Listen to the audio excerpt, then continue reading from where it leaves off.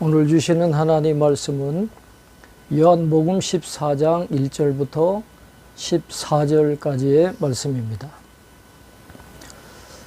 요한복음 16장까지 예수님의 고별 설교가 이어지고 있습니다. 너희는 마음에 근심하지 말라. 하나님을 믿으니 또 나를 믿으라 라고 말씀하고 있습니다. 예수님이 두 가지를 요구하십니다. 마음에 근심하지 말아야 한다는 것과 하나님을 믿으니 또 나를 믿으라 라는 것입니다. 무엇을 믿으라고 말씀하시는 것입니까? 내 아버지 집에 거할 곳이 많도다. 그렇지 않으면 너희에게 일렀으리라. 내가 너희를 위하여 거처를 예비하러 가노니 가서 너희를 위하여 거처를 예비하면 내가 다시 와서 너희를 내게로 영접하여 나 있는 곳에 너희도 있게 하리라. 내가 어디로 가든지 그 길을 너희가 아느니라 라고 말씀합니다. 예수님의 죽음 앞에서도 근심하지 말아야 할 이유가 무엇입니까? 천국에 안식할 처소가 넉넉하게 마련되었기 때문이라는 것입니다. 예수님은 제자들을 위하여 천국에 거처를 예비하러 가셨다가 다시 오시겠다고 말씀하시는데, 거처라는 말은 영어 성경에 저택, 가정 또는 장소 등으로 번역이 되어 있습니다. 이와 같은 표현들은 나그네와 같은 인생들이 안식을 얻게 된다는 것을 강조하는 말입니다. 도마가 이르되 주여 주께서 어디로 가시는지 우리가 알지 못하거늘 그 길을 어찌 알겠사옵나이까. 예수께서 이르시되 내가 곧 길이요 진리요 생명이니 나로 말미암지 않고는 아버지께로 올 자가 없느니라. 너희가 나를 알았더라면 내 아버지도 알았으리로다. 이제부터는 너희가 그를 알았고 또 보았느니라 라고 말씀하고 있습니다. 주께서 어디로 가시는지 우리가 알지 못한다고 도마가 이야기하니까 예수님은 내가 곧 아버지께로 가는 유일한 길이요 죄에서 자유하게 하는 진리가 되시고 생명을 영원히 소유하고 계시는 생명이라고 말씀을 하고 계십니다.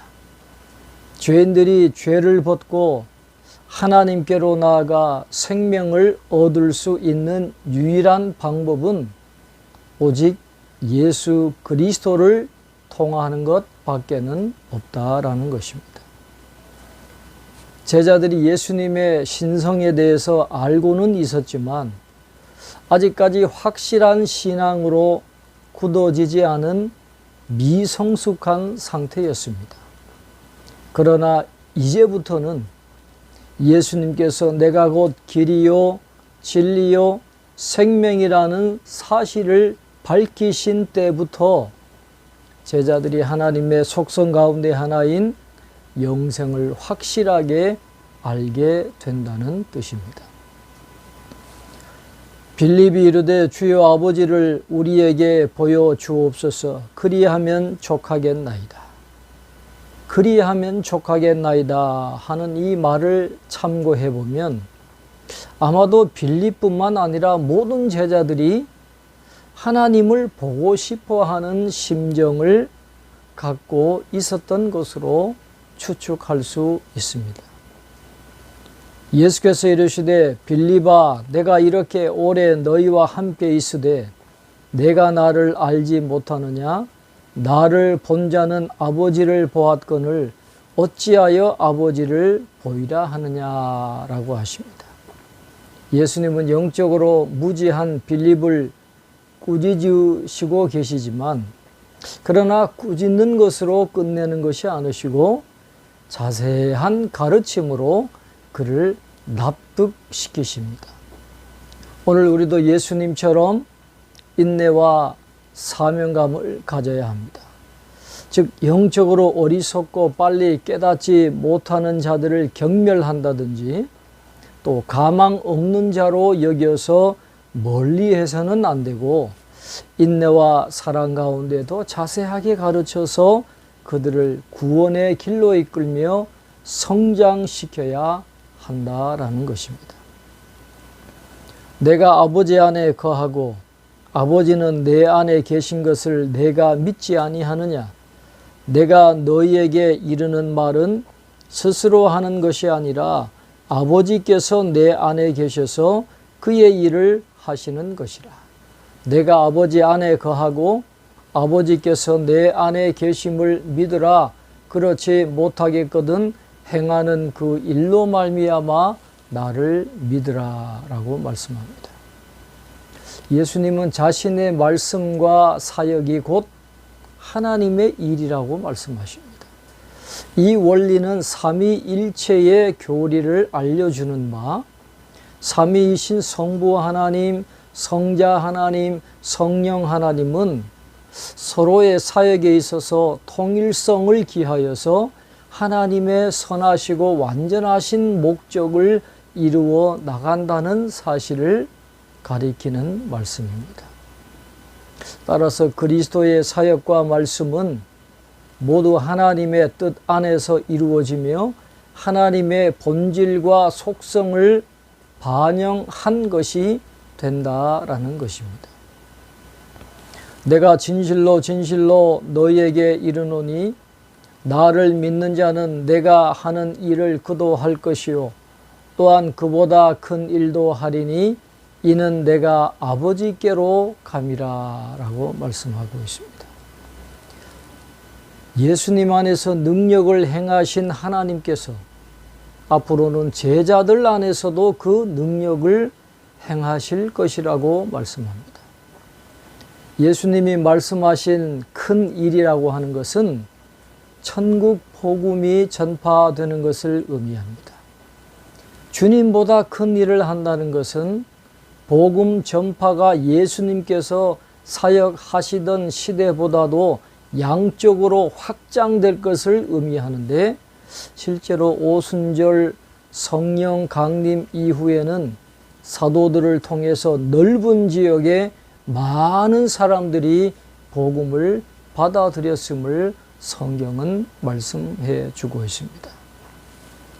너희가 내 이름으로 무엇을 구하든지 내가 행하리니 이는 아버지로 하여금 아들로 말미암아 영광을 받으시게 하려 함이라.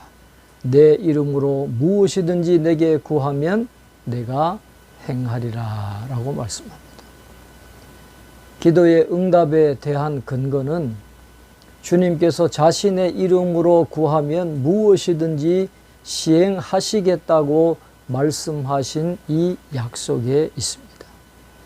또한 구하는 것이 응답받는 궁극적인 목적은 그리스도의 이름을 통하여 구하는 기도가 수행됨으로 말미암아 하나님께서 영광을 받으시기 위함입니다. 그리스도의 이름으로 구한다는 것은 그 이름을 부르는 단순한 행위 자체를 의미하는 것이 아니라 우리가 그분께 구할 수 있는 근거, 즉 보혈의 피로 우리를 값주고 사신 그리스도의 능력을 힘 있는 것을 의미하는 것입니다. 이 말씀을 통해서 예수님은 하나님과 제자들 사이에 자신의 중보자로서의 역할을 강조하고 계십니다. 그러므로 오늘 우리는 사적인 욕심을 채우기 위해서가 아니라 그분의 나라와 그분의 영광을 위한 기도를 먼저 해야 된다는 것을 말씀하고 있습니다. 그 기도로 나아갈 때 하나님은 우리를 통해서 주님보다 더 큰 일을 하게 하신다라고 약속하고 계시는 것입니다. 오늘 말씀을 통해서 삼위일체 하나님에 대한 분명한 신앙을 고백하면서 하나님 나라 건설에 귀하게 쓰임받을 수 있는 저와 여러분이 되시기를 주님의 이름으로 축원합니다. 기도하겠습니다. 하나님 아버지, 오늘 말씀을 통해서 길이요 진리요 생명 되시는 예수님을 통해서 하나님을 알게 하시고 삼위일체 되시는 하나님에 대한 분명한 믿음의 고백을 가지고 나아갈 수 있도록 은혜 베풀어 주신 것을 감사합니다. 이 견고한 믿음 위에 흔들리지 않도록 도와주셔서 우리가 구원받은 하나님의 백성으로 이 땅에서도 인도하시고 보호하시고 공급하시는 은혜를 입을 뿐만 아니라 저 천국에까지 우리의 처소를 마련하시고 영원한 삶을 허락해 주신다라고 하는 이 약속의 말씀을 붙들고 주님보다 더 큰 일을 하나님 나라를 위해서 아름답게 헌신하며 나아갈 수 있는 저희들 될 수 있도록 축복해 주시옵소서. 그 일을 위해서 주님의 이름으로 기도할 때 하나님 응답하여 주실 줄로 믿습니다. 끝까지 믿음으로 순종하고 헌신하는 저희들 되게 하셔서 저희들을 통하여 하나님 영광 받으시고 하나님 나라가 확장되어지는 은혜를 허락해 주시옵소서. 오늘도 삼위일체 하나님께서 우리와 함께 하시고 인도해 주실 줄 믿고 예수님의 이름으로 기도하옵나이다. 아멘.